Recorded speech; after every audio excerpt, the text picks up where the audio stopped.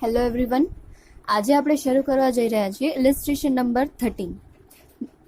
Miss X, 32 years, a resident individual, furnishes the following particular pertaining to the year ending March 31st, 2020. Analysis of her bank account in her ledger reveals the under mentioned data.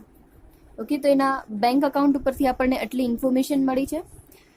એના પછી લાસ્ટમાં આપણને કરવાનું શું છું, compute the total income of miss x and the tax payable four the assessment year 2021. Okay, આપણો આ chapter Om income from other sources છે, પણ આ સમમાં આપણને શું કરવાનું છે, બધી જ ઇન્કમ કાઉન્ટ કરવાની છે. જનરલી આવા સમ્સ તમને એક સાથે નથી પૂછાતા. એના પછીનો જે ચેપ્ટર છે ડિડક્શન એન્ડ રિલીફ્સ નહીં, એના પછીનો છે ડિડક્શન એન્ડ રિલીફ્સ, અને એના પછીનો હજી એક છે computation of total income of individuals. Okay, એના રિલેટેડ આ સમ છે. તો આ સમ આપણે અત્યારના ચેપ્ટરમાં છે એટલે જોઈ લઈશું, પણ તમને આ ચેપ્ટરના જો સમ પૂછાશે તો only income from other sources પૂછાશે.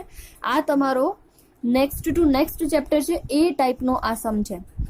Okay, તો આપણને બધા હેડમાં થતી ઇન્કમ ભેગી આપેલી છે, આપણને હેડ વાઇઝ ઇન્કમ અલગ કરવાની છે.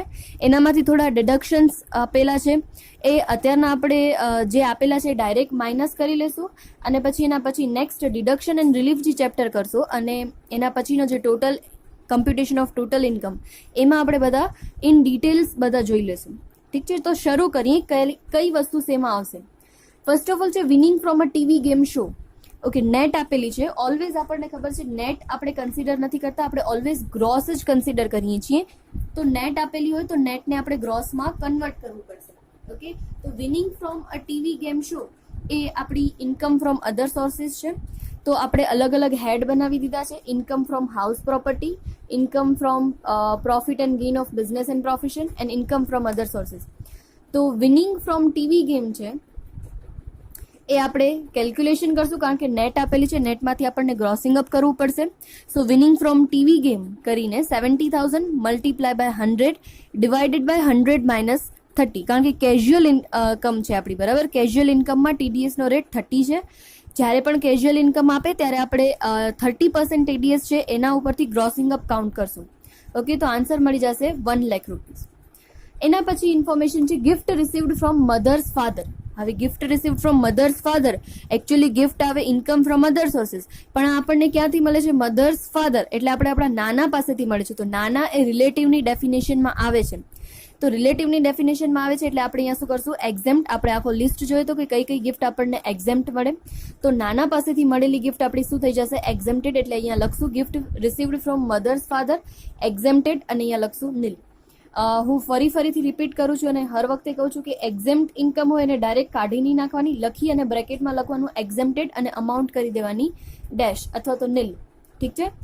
એના પછી છે gift received from the Y her close friend. હવે એના વાય ફ્રેન્ડ પાસેથી ગિફ્ટ મળે છે તો એ પૂરેપૂરી ટેક્સેબલ થશે, પણ જોવાની લિમિટ અગર 50,000 થી વધારે હશે તો જોઈએ કેટલી અમાઉન્ટ છે, 60,000 અમાઉન્ટ છે. યસ, તો 50,000 થી વધારે છે તો આપણે ઇન્કમ ફ્રોમ અધર સોર્સિસમાં લખશું gift received from the friend. Okay, આ બ્રેકેટમાં એ લખવાની જરૂર નથી કે 50,000 થી એક્સ્ટ્રા છે એટલે 60,000 આપણે ડાયરેક્ટ શું કરી દઈશું, ટેક્સેબલ. એના પછી છે interest on capital received from the Z company in a partnership firm in which she is a partner. Okay, બે વસ્તુ આવે છે પાર્ટનર વાળામાં, યાદ રાખજો. ઇન્ટરેસ્ટ ઓન કેપિટલ મતલબ કે આપણે પાર્ટનરશિપ ફર્મમાં આપણે કેપિટલ ઇન્વેસ્ટ કરી છે અને એના ઉપર આપણને ઇન્ટરેસ્ટ મળે છે, that is our income. Okay, અને એ આપણે લખશું આપણા બિઝનેસ એન્ડ પ્રોફેશનના હેડની અંદર. Okay, profit and gain of business or profession, કારણ કે પાર્ટનરશિપ છે એ એક ટાઈપનો શું છે, બિઝનેસ જ છે. આપણે ભેગા મળીને બિઝનેસ કરીએ છીએ, તો એનામાં જે કેપિટલ ઇન્વેસ્ટ કરી હતી એના ઉપર આપણને ઇન્ટરેસ્ટ મળે છે. કેટલો છે, 240. તો એ આપણો business from profit and gain વાળો જે બિઝનેસ એન્ડ પ્રોફેશન વાળો છે એમાં આવશે 240. ઓકે, તો એ યાદ રાખવાનું છે કે ઇન્ટરેસ્ટ મળે છે તો એ શું થઈ જશે, ટેક્સેબલ થશે, આપણી ઇન્કમ ગણાશે. પણ એક વસ્તુ યાદ રાખવાની છે, અગર પ્રોફિટ આપે છે કે આપણે પાર્ટનરશિપ ફોર્મમાં છીએ અને એનામાંથી આપણને પ્રોફિટનો પાર્ટ મળે છે, તો પ્રોફિટનો પાર્ટ છે એ અંડર સેક્શન 10(2)(a એ શું છે, એક્ઝેમ્પ્ટ છે. પાર્ટનરના હેન્ડમાં ઇસ્યુ થાય છે એક્ઝેમ્પ છે, કારણ કે ઓલરેડી પાર્ટનરશિપ ફોર્મનો ઇન્કમ હશે, એ લોકો ત્યાં ટેક્સ પેમેન્ટ કરી દીધો હશે, એટલે ડબલ ટેક્સેશન ન થાય એના માટે જ્યારે શેર છે એ પ્રોફિટનો પાર્ટ પાર્ટનરના હેન્ડમાં આવે છે ત્યારે કેવો થઈ જશે, એક્ઝેમ થઈ જશે. ઓકે, તો ઇન્ટરેસ્ટ ઓન કેપિટલ છે એ ટેક્સેબલ કેવાશે 240, પણ પ્રોફિટનો પાર્ટ હશે એ કેવો થઈ જશે, આપણો એક્ઝેમ થઈ જશે. ઓકે, એના પછી આવે છે rent received for a vacant plot of land, એટલે કે ખાલી પ્લોટ છે એને આપણે શું કર્યો છે, રેન્ટ પર આપ્યો છે, તો અહીં આપણી કેવી કહેવાશે, income from other sources. So income from other sources 2 lakh. Next એના પછી છે amount received from AP limited for a house at Salem for which she had been in negotiation for the rent encashment since last 3 years. This has been taxed in any earlier year. However, these houses are transferred during a March 2019. Rupees 1,50,000. Okay, તો જ્યારે એને house માટે negotiation amount received from the AP limited for the house at the salesman for which she had been negotiation for the rent, એટલે કે એને house માટે શું કર્યું હતું, નેગોશિએશન, એ લોકોનો વાતચીત હાલતી હતી કે કોના બે કોઈ અમાઉન્ટ ઉપર એ લોકો શું થઈ શકે, બાયર એન્ડ સેલર બંને એગ્રી થઈ શકે. ઓકે, તો એ અમાઉન્ટ કેટલી છે એ લોકોની, 1,50,000, તો એ આવશે income from other sources. Okay, અને arrears of rent 150 minus standard deduction under section 25A 30%. હવે આ ઇન્કમ ફ્રોમ હાઉસ પ્રોપર્ટી, તમે હાઉસ પ્રોપર્ટીનો ચેપ્ટર આગળ કર્યો હશે, એમાં તમને સ્ટાન્ડર્ડ ડિડક્શન 30% મળતું હતું, તો એ 1,50,000 માંથી 30% સ્ટાન્ડર્ડ ડિડક્શન માઇનસ કરશો એટલે મળશે 1,05,000. ઓકે, તો આ હાઉસ પ્રોપર્ટીનો પોઈન્ટ છે, તો એ તમને આગલા સેમેસ્ટરમાં આવ્યો તો થોડું યાદ કરવો પડશે. એના પછી છે amount received under the keyman insurance policy. Keyman insurance policy છે એ તો આપણા ઇન્કમ ફ્રોમ અધર સોર્સિસમાં આવશે, આપણે લિસ્ટ કર્યું હતું એમાં આવ્યું હતું કેમેન ઇન્સ્યોરન્સ પોલિસી 2,20,000, તો keyman insurance policy income from other sources. એના પછી છે amount forfeited initially paid by a buyer of a vacant plot since the buyer could not finalise the deal as per agreement. Okay, આ point આપણે પહેલા પણ લીધો હતો કે જ્યારે ફાઇનલાઇઝ ન થાય, આપણે કોઈ ડીલ કરતા હોઈએ અને ફાઇનલાઇઝ ન થાય એના માટેની જે અમાઉન્ટ હોય આપણે ફોરફિટ કરી લઈએ, જપ્ત કરી લઈએ, સામેવાળા પાસેથી આપણને એઝ અ એગ્રીમેન્ટની થોડી ઘણી અમાઉન્ટ મળી હોય એ અમાઉન્ટ આપણે જપ્ત કરી લઈએ, તો એ ફોરફિટેડ અમાઉન્ટ હંમેશા ક્યાં આવશે, ઇન્કમ ફ્રોમ અધર સોર્સિસ 3,10,000. અને ઘણીવાર તમને સમમાં આવશે કે એવી ઇન્કમ છે કે જે કોઈ સ્પેસિફાઈડ નથી. ઓકે, તો સ્પેસિફાઈડ ન હોય એવી કોઈ પણ અધર ઇન્કમ હશે, એ બધી અધર ઇન્કમ ફ્રોમ અધર સોર્સિસમાં જ આવશે, તો યાદ રાખજો. ઓકે, તો આમાં યાદ રાખવા જેવી બાબતો જે આપણા આ ચેપ્ટરની નથી, બરાબર, તો એ યાદ રાખશો. એક આ પાર્ટનરશિપ વાળું, ઓકે, એ બિઝનેસ એન્ડ પ્રોફિટ ગેઇન વાળામાં આવશે. ઇન્ટરેસ્ટ છે એ આપણે ઇન્કમ કહેવાશે, પણ પ્રોફિટ અગર મળતો હશે તો એ એક્ઝેમ છે. બીજી વાત, હાઉસ પ્રોપર્ટી વાળો જે છે લાસ્ટ 3 યર્સથી એ લોકો જે નેગોશિએશન કરતા હતા, બરાબર, તો એનામાં જે રેન્ટ બાકી રહી ગયું હતું એ રેન્ટ આ વખતે મળી ગયું છે 150. સો એ અમાઉન્ટ ક્યાં આવશે, ઇન્કમ ફ્રોમ હાઉસ પ્રોપર્ટી. અને ઇન્કમ ફ્રોમ હાઉસ પ્રોપર્ટીમાં આપણને સ્ટાન્ડર્ડ ડિડક્શન 30% મળે છે, તો એ 30% માઇનસ કરીને જ અમાઉન્ટ લખશું. એના પછી અધર ઇન્ફોર્મેશન આપેલી છે, donation given in cash to a charitable trust registered under section 12AA. Okay, કેટલો છે, 12,000 છે. તો આપણને ખબર છે ડોનેશનનું કોઈ આપણને ડિડક્શન મળતું નથી, સો 12,000નું આપણે કોઈ જ ઇફેક્ટ આપશું નહીં.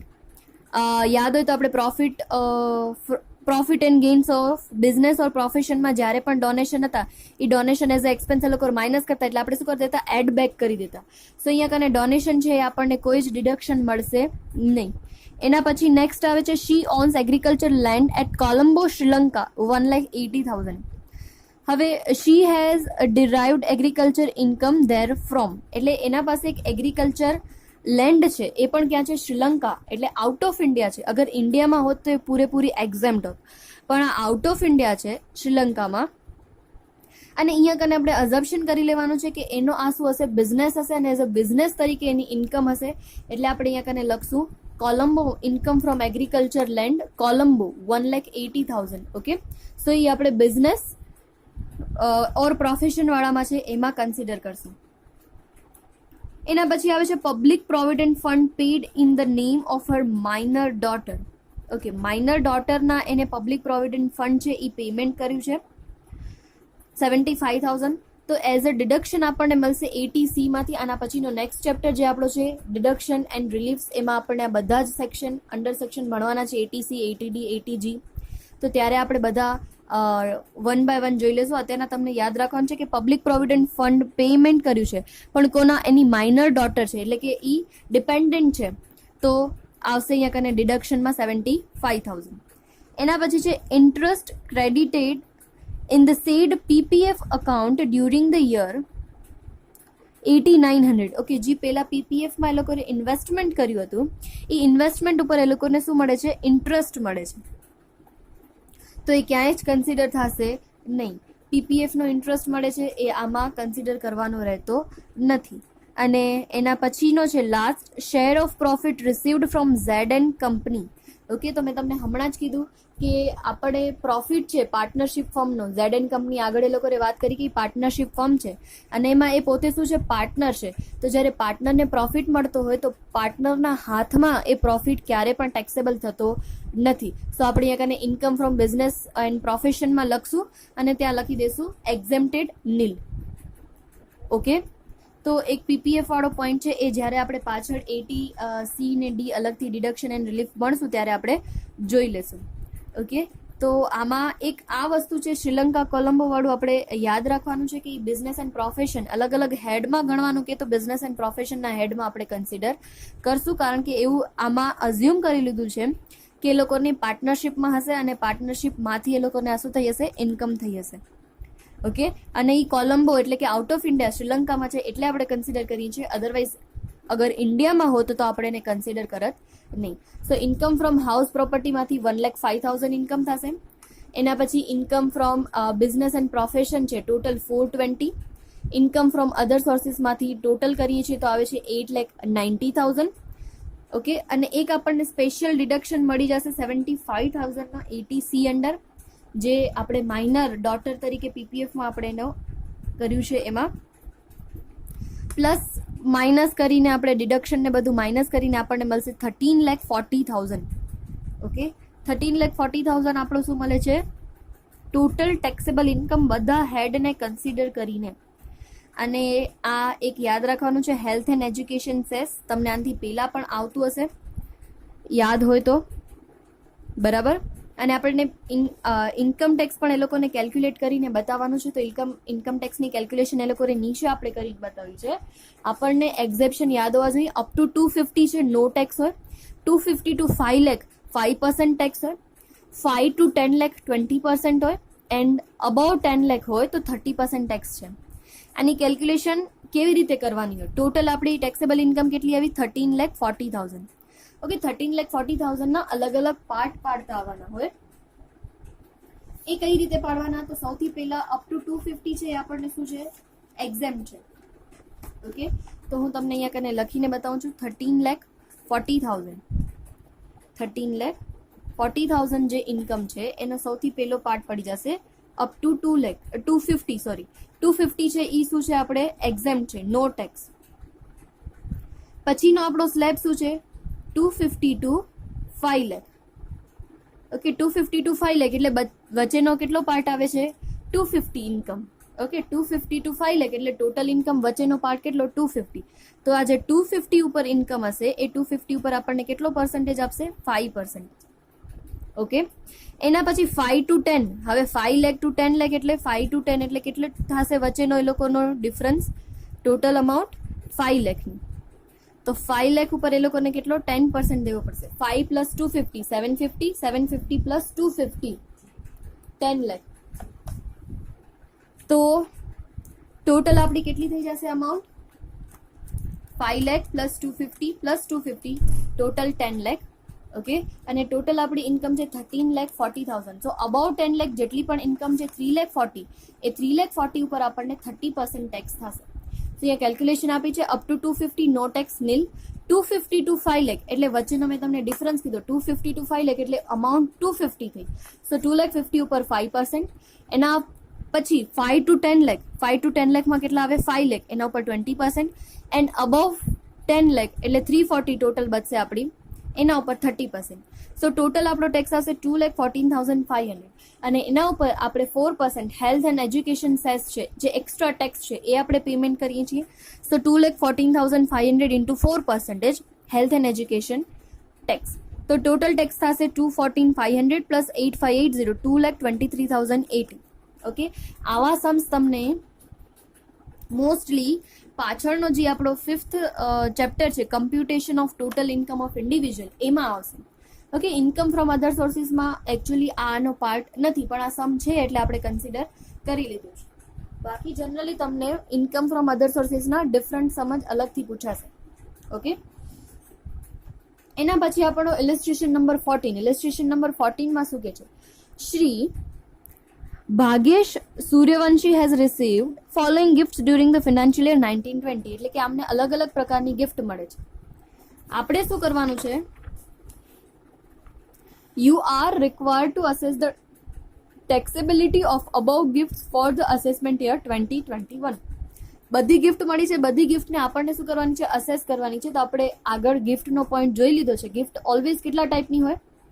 એક હશે કેશ ગિફ્ટ, બીજી હશે ગિફ્ટ્સ ઓફ ઇમૂવેબલ પ્રોપર્ટી, ત્રીજું હશે gifts of movable property. Okay, અને ચોથો એ લોકો અહીંયા હેડ બનાવે છે purchase of movable property with inadequate consideration. Okay, without consideration એટલે કે કાંઈ જ રૂપિયા નથી આપતા અને આપણને ગિફ્ટ મળે છે, અને ઇનએડિક્વેટ થોડો ઘણો આપણે શું કરીએ છીએ? પેમેન્ટ કરીએ છીએ અને થોડો ઓછો પેમેન્ટ કરીએ છીએ. તો ગિફ્ટનો આખો પોઈન્ટ હતો. એ જ રીતે આપણે આમાં એક પેજમાં 4 ટાઈપ્સની ગિફ્ટના પાર્ટ પાડી અને જે હેડમાં આવતી હોય એ હેડમાં લખવાની છે. એકદમ ઇઝી છે. લઈ લઈએ આપણે ફટાફટ. સૌથી પહેલી ગિફ્ટ છે on 16th June 2019 he got a cash gift of ₹3,000 from his father-in-law's brother. Father-in-law's brother, that means father-in-law's brother. Okay, 3,000 rupees આપણે એમના પાસેથી મળે છે એટલે આપણે એને જો ગુજરાતીમાં કહીએ તો આપણે કાકા સસરા, કાકાઈ સસરા એમ કહી શકીએ. ફાધર ઇન લોઝ બ્રધર એટલે કે એમની વાઈફના પપ્પાના ભાઈ. ઓકે, તો એ આપણી રિલેટિવની ડેફિનેશનમાં નથી આવતા. સો આપણે ટેક્સેબલ કરશું કેશ ગિફ્ટની અંડર. ઓકે, એના પછી નેક્સ્ટ છે on 10th September 2019 he got a cash gift of ₹40,000 from one of his friends. Okay, friend પાસેથી કોઈ પણ ગિફ્ટ મળે તો એ ટેક્સેબલ જ છે. તો કેશ ગિફ્ટમાં જ આપણે ટેક્સેબલ લખશું અહીંયા કને. Gift received from the friend તો ટેક્સેબલ થશે. એના પછીની એક ગિફ્ટ છે on 10th September 2019 he got a cash gift of ₹10,000 from another friend. ફરીથી એના ફ્રેન્ડ પાસેથી આપણને ગિફ્ટ મળે છે બીજા કોઈ ફ્રેન્ડ પાસેથી, તો લખી દેશું ઓન રિસીવ્ડ.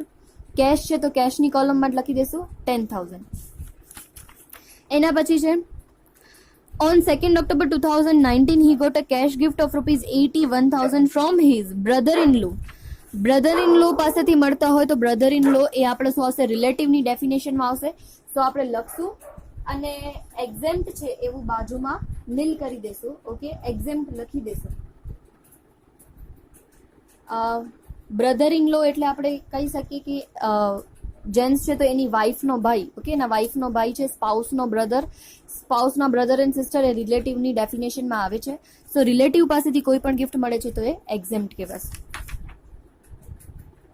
ઓકે, એના પછી છે on 14th October 2019 he got a cash gift of ₹25,000 from his father's best friend. એટલે પપ્પાના ફ્રેન્ડ પાસેથી મળતી હોય તો એ ટેક્સેબલ જ છે, એ કોઈ રિલેટિવની ડેફિનેશનમાં નથી આવતા. સો 25,000 cache ગિફ્ટમાં. on 1st November 2019 he got a cash gift of ₹61,000 from his cousin on father's side. એટલે એના પપ્પાના છોકરાઓ છે જે આપણા કઝિન થાય, આપણે કહીએ ને કાકાઈ ભાઈ બહેન થાય, તો કાકાઈ ભાઈ બહેન છે એ રિલેટિવની ડેફિનેશનમાં નથી આવતા.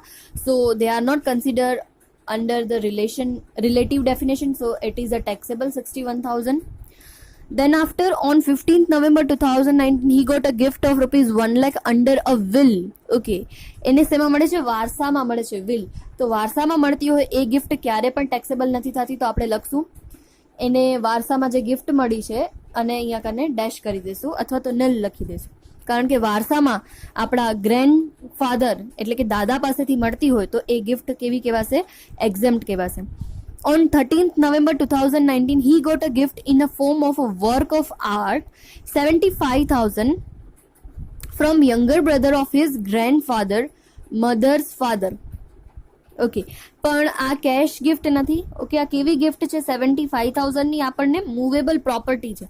મૂવેબલ એક આર્ટ ફોર્મ છે, અને આર્ટ ફોર્મમાં જે પણ ગિફ્ટ મળતી હોય એ બધી કેવી થશે?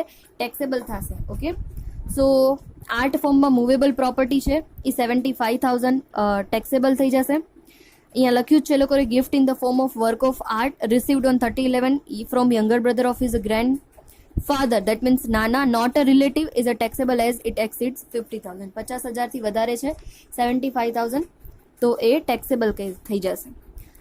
Then after, એના પછી છે on 1st December 19, he got a cash gift 125 from his grandfather. Grandfather પાસેથી મળતી હશે તો એ કેવી કહેવાશે? ફુલ્લી એક્ઝેમ્પ્ટ કહેવાશે. ઓકે, ગ્રેન્ડફાધર પાસેથી મળે છે એટલે આપણે એક્ઝેમ્પ્ટ કરશું. દાદા પાસેથી ગિફ્ટ મળતી હોય તો રિલેટિવની ડેફિનેશનમાં આવે છે, exempt કહેવાશે.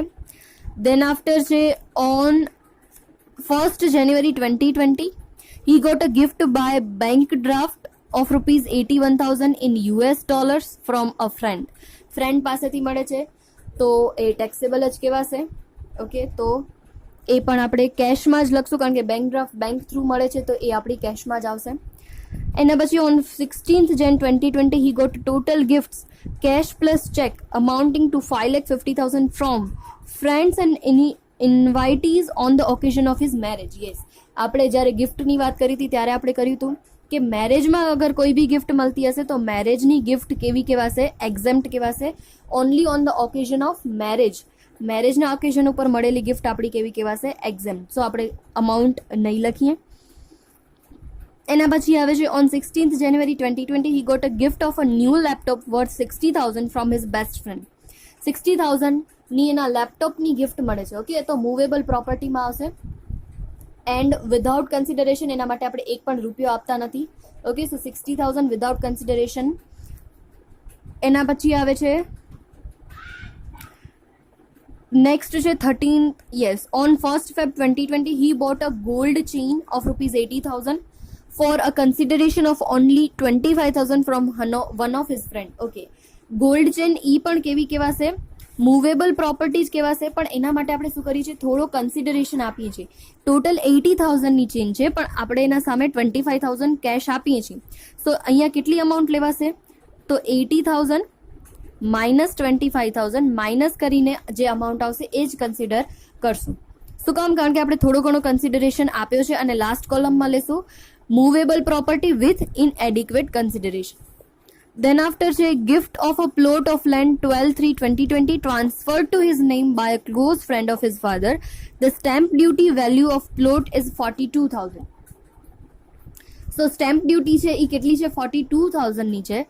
તો આપણને યાદ રાખવાનું છે કે સ્ટેમ્પ ડ્યુટી વાળું, યસ, ચોખ્ખું લખેલું છે ગિફ્ટ મળી છે પ્લોટની from the close friend.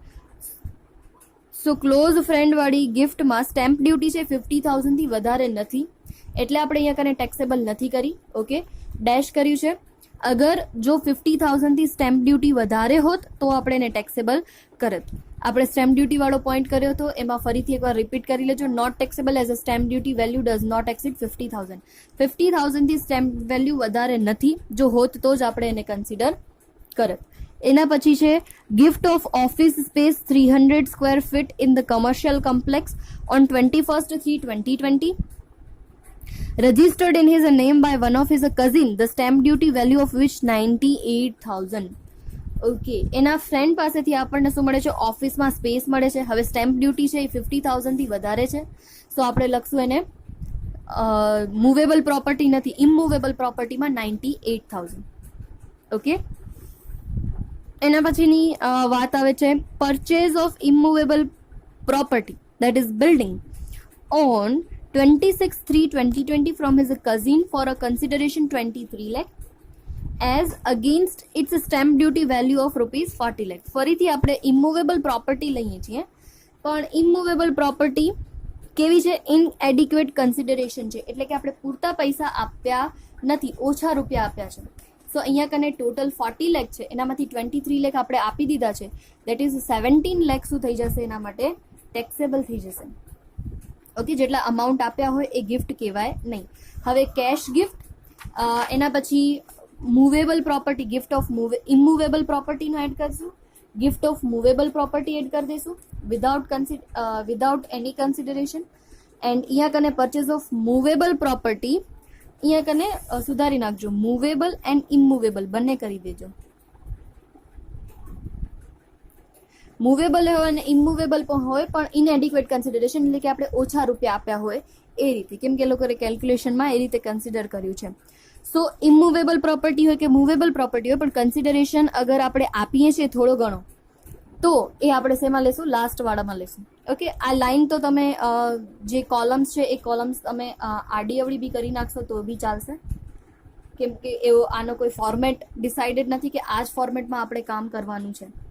Okay, સો આ એક ગિફ્ટનો બહુ સરસ રિવિઝન થઈ જશે તમારી જેટલી પણ ઇન્ફોર્મેશન હતી એનું. ઓકે, તો આ બે જોઈ લેજો ઇલેસ્ટ્રેશન. 13 જેવા સમ્સ છે એ વધારે પડતા આ ચેપ્ટરના નથી, આ તો આમાં છે એટલે આપણે ઇલેસ્ટ્રેશન કન્સિડર કર્યું છે.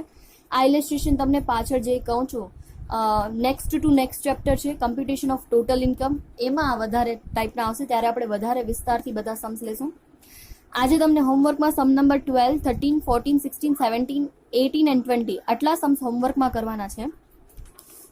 સાથે સાથે 17 સમમાં એક થોડી ઇમ્પોર્ટન્ટ ચીઝ છે એ હું તમને કહી દઉં, જેથી તમારો સમ ઇઝીલી થઈ શકે. ઓકે, સો કઈ કઈ વસ્તુ છે જે તમને યાદ રાખવા જેવી છે, બાકી તો તમને આવડી જશે. Composite rent of a factory building and machinery. Okay, factory building and machinery આપણે અહીંયા કને એવું સમજશું કે આ શ્રી કીર્તન પ્રજાપતિ છે એ શું કરે છે, પોતાની ફેક્ટરી અને બિલ્ડિંગ મશીનરી શું કરે છે, રેન્ટ ઉપર આપે છે. ઓકે, તો આ ક્યાંય તમે બિઝનેસ એન્ડ પ્રોફેશનમાં કન્સિડર નહીં કરતા, આ ઇન્કમ ફ્રોમ અધર સોર્સિસમાં જ આવશે. ક્યારે પણ આવી આપણે કોઈ મશીનરી છે અથવા તો આપણો કોઈ ફેક્ટરી છે આપણે રેન્ટ ઉપર આપીએ છીએ તો એ આપણો કોઈ બિઝનેસ પ્રોફેશન નહીં, પણ ઇન્કમ ફ્રોમ અધર સોર્સિસમાં આવશે. એક એ ગ્રાઉન્ડ રેન્ટ તો મેં તમને પહેલા પણ કીધું હતું, ઇન્કમ ફ્રોમ અધર સોર્સિસ છે એ આવશે.